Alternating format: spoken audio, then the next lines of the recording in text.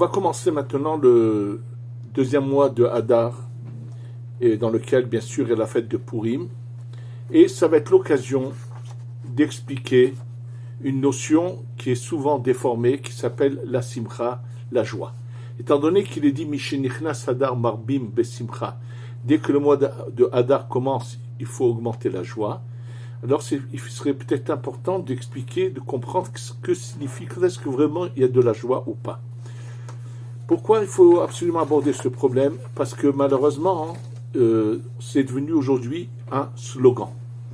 Ceux qui en ont fait un slogan en pensant que c'est notre esprit qui doit décider, sans faire cas des sensations, des sensibilités, de les émotions, de ce qu'on ressent, sont en train tout simplement d'utiliser une philosophie goy, non juive, qui est complètement étrangère à la Torah, qui a déjà été, bien sûr, utilisée par grand philosophe français, mais sachez que c'est totalement étranger à la Torah.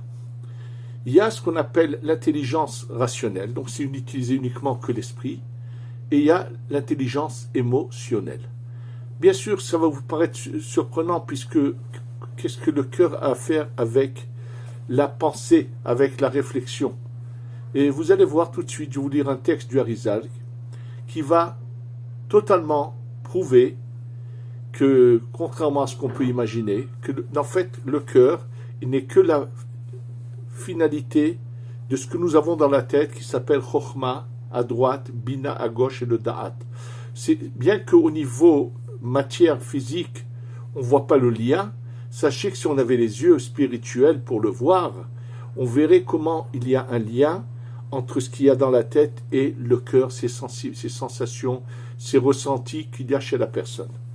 Je voudrais pour cela vous raconter une histoire vécue ici à Yerushalayim, et après vous lire bien sûr les paroles du Harizal sur ce sujet, où vous allez voir que le cœur fait partie de Chokhma, Bina et Da'at. Oui, le cœur qui se trouve là, qui apparemment n'a aucun lien avec la tête, et en fait la finalité de ces trois, de ce qu'on a dans la tête, et qui a donc chez nous, il y a l'intelligence rationnelle et émotionnelle également, et qu'il faut faire cas des deux.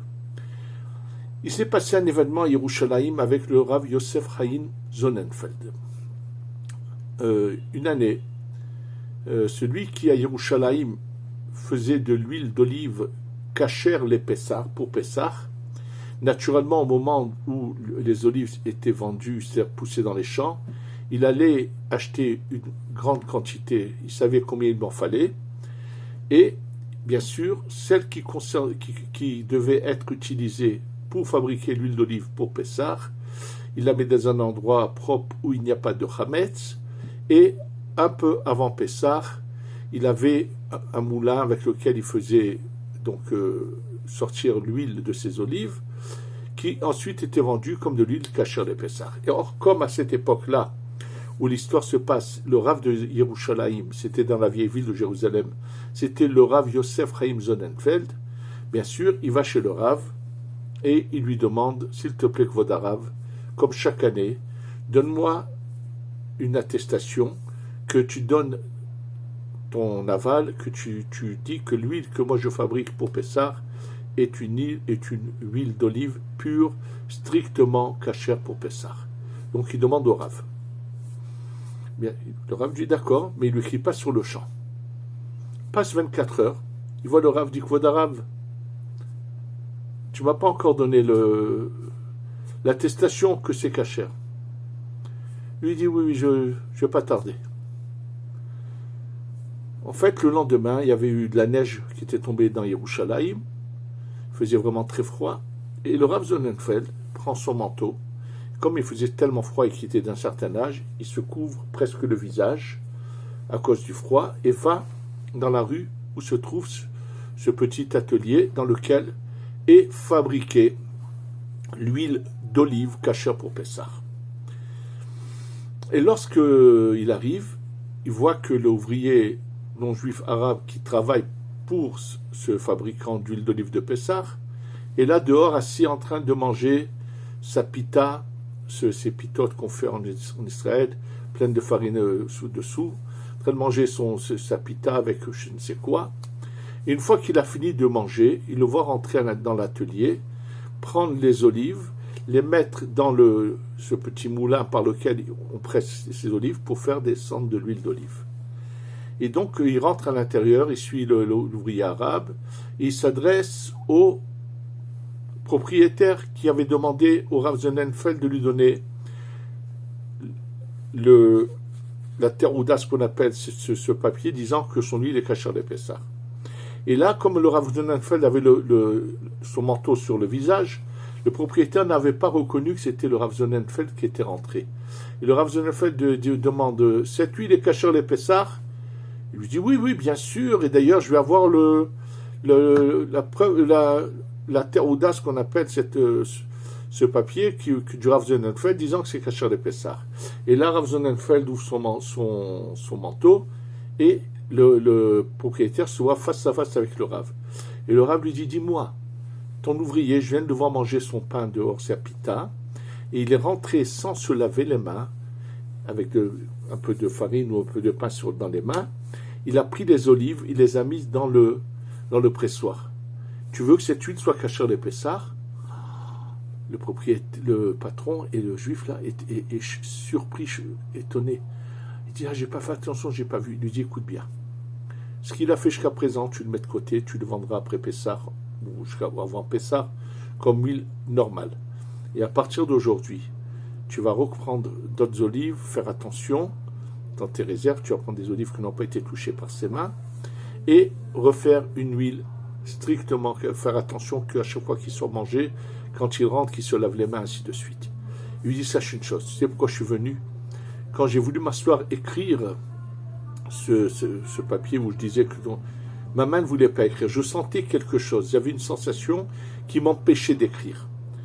Et c'est pour ça que j'ai décidé de venir voir pourquoi ma main m'empêche d'écrire. En fait, voilà, c'est un cas où on peut vraiment montrer que ça a été l'intelligence émotionnelle et non pas rationnelle qui a fonctionné. Il faut que vous sachiez qu'on ne peut pas, c'est pas un dicton, c'est pas un slogan, d'avoir de la simcha, il faut pouvoir la ressentir. Et je vais vous le montrer maintenant, ce que je vous ai dit, les paroles qui vont montrer que finalement nos émotions sont liées à notre sechel, à notre cerveau, à notre intelligence, et qu'il n'y a pas que l'intelligence de raison, qui est rationnelle, où on a des critères, des principes carrés, mais qu'il faut également utiliser cette sensibilité qu'on appelle cette intelligence émotionnelle. Elle participe dans nos décisions, dans tout ce que l'on fait. Il doit y avoir ce sentir-là. Donc on ne peut pas être un robot et penser que on doit utiliser uniquement le sechel, l'intelligence. Je vais vous raconter pour cela un témoignage que j'ai entendu. Celui qui me l'a raconté pensait me raconter une belle histoire, mais je pense qu'il n'a pas compris l'erreur de ce qu'il me racontait. Il avait assisté aux États-Unis. Pendant des années, les croque-morts, ceux qui s'occupaient d'enterrer les morts, c'était des associations et qui ne voulaient que personne d'autre à part eux ne s'occupe de cela. Donc même dans le milieu juif, il fallait passer par ces associations de croque-morts de gens qui ne sont pas juifs, qui eux font ça, et en aucun cas, c'était des organismes, ne voulaient pas que qui que ce soit fasse la chose à part eux. Et là, il s'est passé un cas d'un père, que Dieu préserve, qui avait une fille mère d'une famille nombreuse, et que Dieu préserve, elle a eu une maladie et elle est partie de ce monde. Une fois qu'elle est décédée, son père, qui avait beaucoup d'argent, a donné beaucoup de pots de vin à cette association pour qu'il laisse des juifs venir s'occuper du corps de cette femme et de l'enterrer. Bon, une fois que l'enterrement a été fait, il est rentré chez lui et bien sûr ses amis sont venus le voir pour essayer, pour le consoler. Et un de ses amis a été très surpris et choqué. Il a vu que son ami n'a pas versé une larme, ni quand on lui a annoncé la mort de sa fille, ni à l'enterrement, ni maintenant pendant qu'il commençait les 7 jours de deuil. Il ne l'a pas vu verser une larme. Et il lui a dit, mais dis-moi, tu as un cœur en pierre? Et qu'est-ce que répond ce monsieur? Il lui dit, qu'est-ce qu'il a à redire? Pourquoi il pleurera? Dieu lui a donné une fille. Cette fille lui a donné une famille nombreuse et Dieu a décidé de la reprendre. Qu'est-ce qu'il a à redire? Il n'avait pas une larme qui sortait de ses yeux. Qu'est-ce qu'il a fait? Et or, pourquoi on voit qu'il a vraiment utilisé uniquement son intelligence rationnelle sans les émotions. Or, c'est la halakha dit tout à fait, la Gemara, la halakha, les chachamim disent l'inverse. Shalosh, les bechi, c'est que il faut que les premiers jours, c'est normal qu'il faut. Et la Gemara dit c'est normal que j'en pleure, mais alors dit il faut pas dépasser les limites dans leurs pleurs. Mais c'est quelque chose de tout à fait normal que les gens versent des larmes et pleurent. Ça veut dire qu'il n'y a pas que utiliser que le cercle, l'intelligence dans la tête, se faire des calculs, de se dire voilà, il a eu une fille, elle veut laisser tant d'enfants, elle est partie, mais il y a eu tant d'enfants qui sont restés, donc c'est un bon compte pour lequel il n'a pas ça veut dire qu'il a fait, il fait une coupure, une rupture entre la tête et le cœur, et ça c'est faux. Et maintenant je vais vous lire ce que le Harizal dit. Vous allez voir que vraiment, on déforme les choses. Regardez ce que l'Harizal dit, ça se trouve, je vous donne la référence, dans le livre du Harizal qui s'appelle le Etz Chaim. Le Etz Chaim est composé de 50 sha'arim. Et dans chaque sha'ar, il y a un nombre de perakim. Donc le sha'ar Lamed Aleph, Perek Dalet. Le sha'ar 31, 4e chapitre. Et écoutez les paroles du Harizal. Inan la lève shel Adam Deza. Ça veut dire qu'il dit le lève, le cœur, que nous avons nous, mais qui est représenté dans les mondes supérieurs par ce qu'on appelle la Tiferet, et donc il va l'expliquer au niveau d'en haut, et donc ça sera la représentation au niveau d'en bas. Il dit la chose suivante, Da, Ma'inano, qu'est-ce que c'est le cœur? La question qu'il a, c'est que finalement dans les suirotes, dans la tête, le roche, la tête, on ne parle pas de la tête d'une manière globale. Dans la tête, nous avons Chokhmah, nous avons Bina, nous avons Da'at. Et c'est de ça qu'on parle, on les appelle les sphirot qui se trouvent dans la tête. Le bras s'appelle Chesed, le bras droit c'est Chesed, le gauche c'est Gvura. Et là, tout le buste en entier s'appelle Tiferet. Et nous ne voyons pas qu'on donne au cœur comment on appelle ça? Une sphira particulière, un nom de sphira particulier pour le cœur. Et il dit, mais on voit des contradictions au niveau du cœur. Il est dit qu'il lève Mevin, Venodar Shusod Bina. Il dit, c'est marqué que le cœur comprend Mevin Lachon Bina. Ça veut dire cette cavité à gauche qu'on appelle la Bina.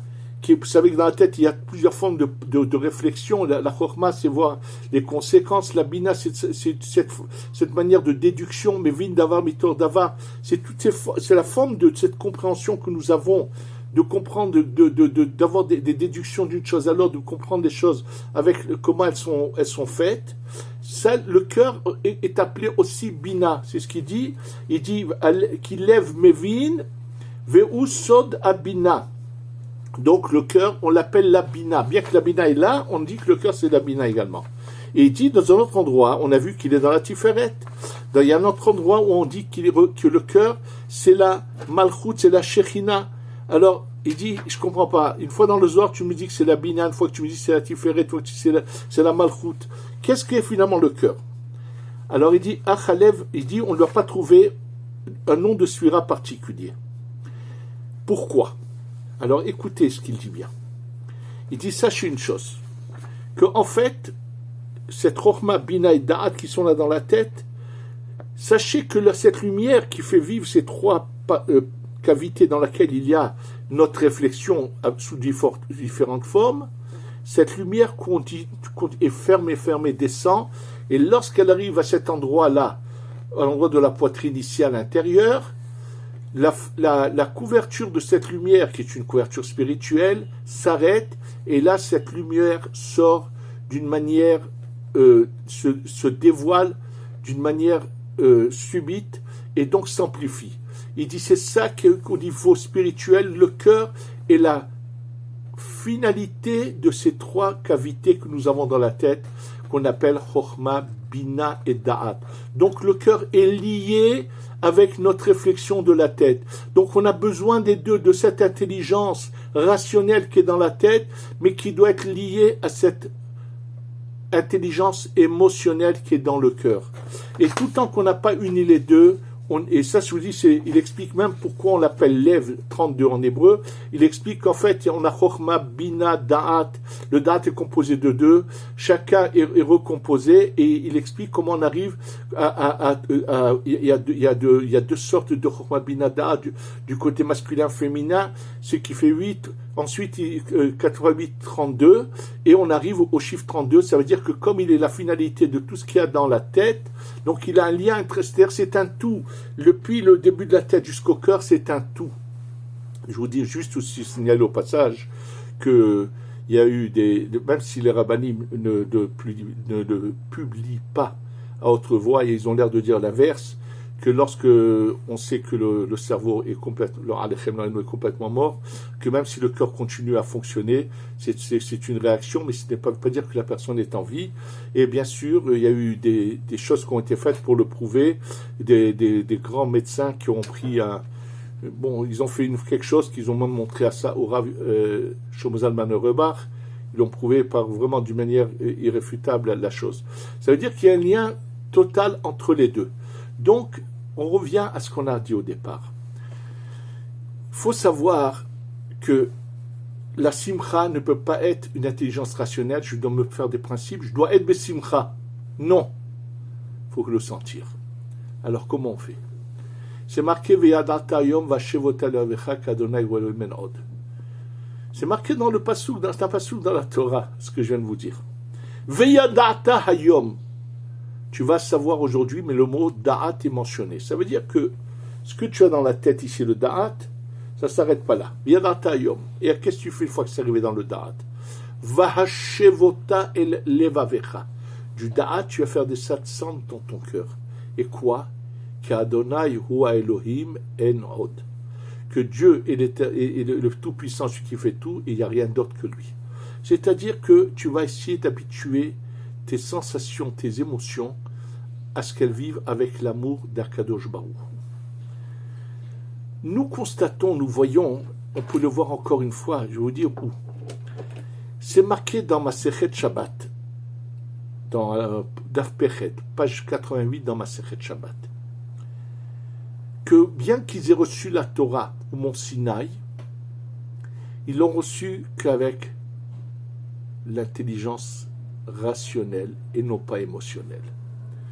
Ils ont accepté, mais ce n'était pas de plein gré. Parce que accepter dans la tête, être d'accord et ne pas le ressentir, ça ne s'appelle pas accepter de plein gré. Donc la Torah qui a été donnée au mont Sinaï jusqu'à l'époque de Mordechai et Esther était une sorte d'imposition, c'était une réalité, oui, mais sans l'accepter de plein gré. Et d'ailleurs, la Gemara dit que le jugement là-haut était différent, puisqu'il pouvait toujours dire, mais tu nous as imposé, tu ne nous as pas demandé notre avis. Et la Gemara de nous dire qu'à l'époque de Mordechai et Esther, tout a changé. La Gemara nous dit qu'à l'époque de Mordechai et Esther, ils ont de nouveau, ils se sont tous rassemblés partout, et il y a eu un consensus de toutes les communautés juives, où ça s'est passé d'une à l'autre. On décide maintenant, aujourd'hui, on veut recevoir la Torah de plein gré. Ça veut dire, on a même le côté émotionnel qui rentre et qui veut qu'on veuille la Torah, on la veut. Et Rashi de dire pourquoi il y a eu ce changement, il dit mi pene ahavat anes, par l'amour du miracle. L'amour du miracle. Mais en Égypte, il y a eu des miracles considérables, oui. En Égypte, il y a eu des changements de la nature. C'est des choses que les gens, on peut voir, on les voit, on le constate. C'est une réalité mais on ne ressent pas pour autant quelque chose, parce que la nature change, ça arrive une fois par hasard, ça nous apporte absolument rien sur le plan personnel. À Pourim, où on s'est rendu compte que finalement, même dans la vie de tous les jours, dans tous les instants de notre vie, Dieu est là à côté de nous. On a un amour qui s'est installé. Ça veut dire qu'il y a quelque chose, une émotion qui s'est faite entre nous et Dieu. Et c'est ça la Simcha. À partir du début du mois de Hadar, on doit se concentrer et réfléchir, essayer de revoir et de se rendre compte que finalement, dans tous nos gestes, dans toutes nos activités, dans tout ce que nous faisons, Dieu est là à côté de nous et ne nous abandonne pas. On doit développer cette réflexion qui, elle, nous emmènera à la simcha ressentie dans le cœur, à une simcha authentique. Mais pour cela, il faut... Et à quel moment c'est le point culminant de cette sensation? C'est dans la lecture de la Megillah, où on voit qu'aucun miracle spectaculaire, surnaturel se passe. Et on voit comment Dieu fait les choses, comment il fait, c'est lui qui gère le monde, comment il fait que... C'est pas du hasard du tout. Il faut qu'on sache se débarrasser de cette pensée qui est le hasard. Cette pensée qui est le hasard est là, malheureusement, elle est fausse. Ça, c'est Amalek, c'est l'inverse de la Emouna, l'inverse de la croyance à Hachem, que tout, c'est lui qui gère, qui fait tout, et que dans la nature, Dieu est là présent, et qui peut inverser des situations sur le champ. Et vous savez, ce qui empêche de voir tout cela, c'est toutes ces analyses de tous les politiciens et les journalistes, vous entendez, quand il se passe un événement. Pourquoi? Parce qu'il y a eu ça, et parce que ils ne voient pas du tout que finalement, c'est Hachem, c'est Dieu, qui a fait que les choses se passent ainsi, et c'est lui qui gère. Donc celui qui a cet amour, ce lien avec Hachem, il est confiant, il est tranquille, il est décontracté. Il sait qu'il va s'adresser, il va dire, papa, je sais, tu as peut-être raison, c'est vrai, mais tu sais bien que je suis qu'un enfant, qui ne supporte pas les souffrances, qui ne supporte pas les difficultés. S'il te plaît, papa, change les choses. Et quand on le ressent et on parle comme ça, alors on est écouté, et automatiquement, mais toujours qu'on change et on voit le miracle. Il faut que pour cela, il y ait qu'on sente les choses dans le cœur. La simcha n'est pas un slogan, n'est pas une intelligence rationnelle. La simcha doit venir surtout de l'intelligence émotionnelle qu'on ressent dans le cœur. Et c'est ça que si on lie le cœur à notre pensée, dans nos décisions, dans tout ce que l'on doit faire, on utilise les deux. Sachez qu'à ce moment-là, quand on fait résider Hachem dans le cœur, ces émotions vont souvent nous guider vers la bonne voie et nous faire éviter des choses qui paraissent logiques, mais ça ne suffit pas qu'elles soient logiques, ce n'est pas forcément le bon, et que ces émotions vont nous empêcher de suivre uniquement la logique, qui peut nous tromper et nous faire arriver à ce qu'il ne faut pas. Et la simcha, c'est d'avoir Hachem dans le cœur et de savoir que c'est lui qui gère tout, de le ressentir. Et ces émotions peuvent nous éviter beaucoup de mauvaises décisions dans notre vie. Qu'on sache bien faire résider Hachem dans notre cœur. C'est ça la Géoula, qu'on soit à Mishkan et qu'Akadosh Baruch Hu se dévoile à nous avec la Géoula Shlema. Shetavo, Bimera, Beyamenu, Amen.